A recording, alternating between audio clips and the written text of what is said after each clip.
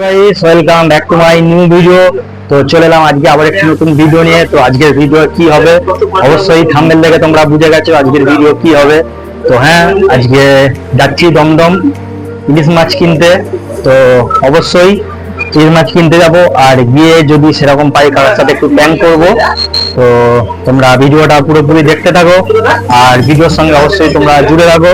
তো কি করছি না করছি অবশ্যই তোমরা পুরো ভিডিওটা দেখলে বুঝতে পারবে। তো চলো গাইস, তোমরা পুরোপুরি ভিডিওটা দেখতে থাকো, তো ভিডিওর সঙ্গে জুড়ে থাকো, লেটস গো।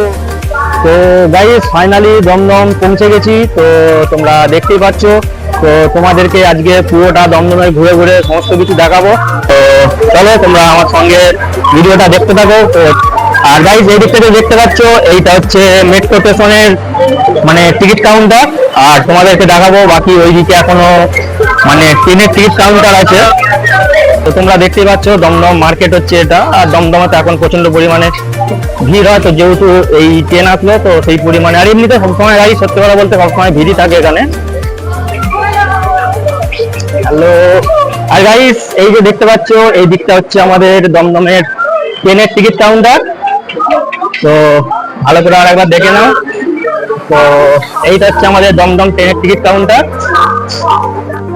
মানে এরকম ভাবে ভিডিও করছি, কি বলবো সত্যি কথা বলতে গাইস, মানে বুঝতেই পারছি না যে কি বলবো কি না বলবো। তো অবশ্যই তোমরা দেখতে থাকো। তো তোমরা জানো সত্যি কথা বলতে আমি এরকম ভাবে ভিডিও করিনি, বাট ব্লগ যখন করছি তো সমস্ত রকম ভিডিও তো করতেই হবে। তো চলো এবার চলে আসছি মোটামুটি আমাদের মাছ বাজারের সামনে। তো তোমাদেরকে প্রথম থেকে পুরো বাজারটা দেখাবো গাইস। এবার চলে আসছি মার্কেটের ভেতর, তো দেখতে থাকো। তো দেখতে পাচ্ছ এদিকে হচ্ছে সবজি মার্কেট, আর গাইস এদিকে দেখতে পাচ্ছ এটা হচ্ছে ফুল মার্কেট। তো মাছের মার্কেটটা এখন একটু দূরে যেতে হবে।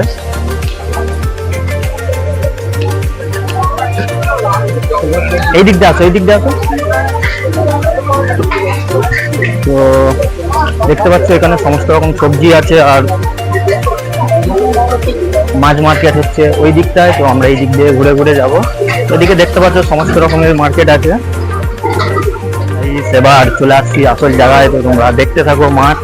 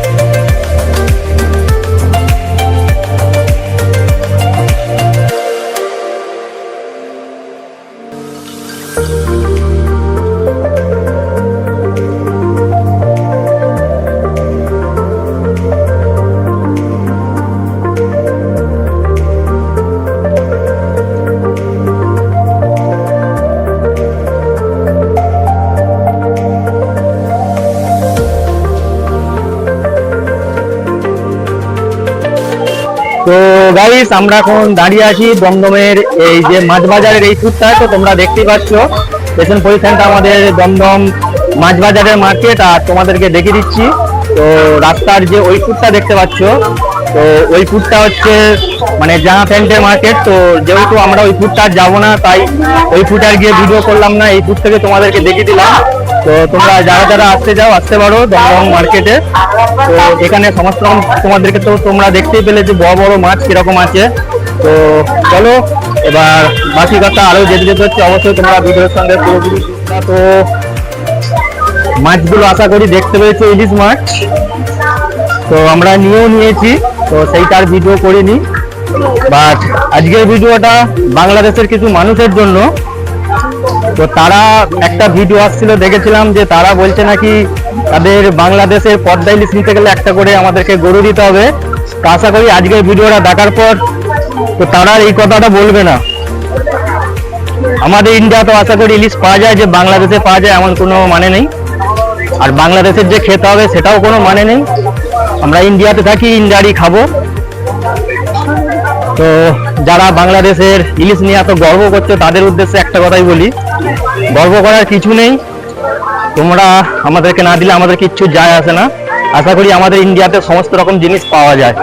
তো তোমাদের ইলিশ আমাদের দরকার নেই। তো আশা করি আজকের ভিডিওটা দেখে তোমরা বুঝতে পেরে গেছো মাছগুলো যে ছিল। তো আজকে তো মানে পুরোটাই ইলিশ মাছের ভিডিও করেছি, তো তোমরা দেখেছো।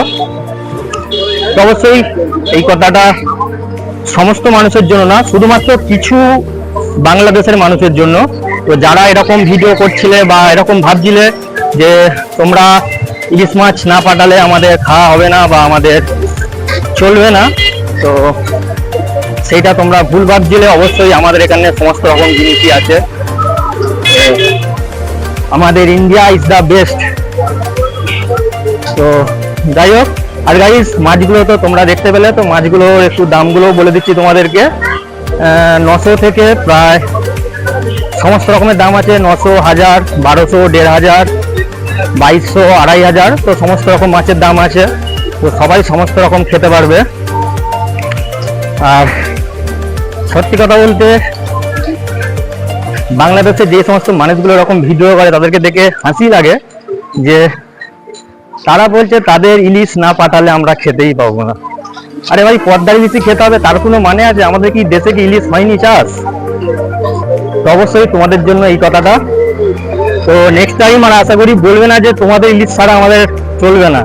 অবশ্যই আমাদের ইন্ডিয়াতে সমস্ত রকম জিনিস পাওয়া যায়।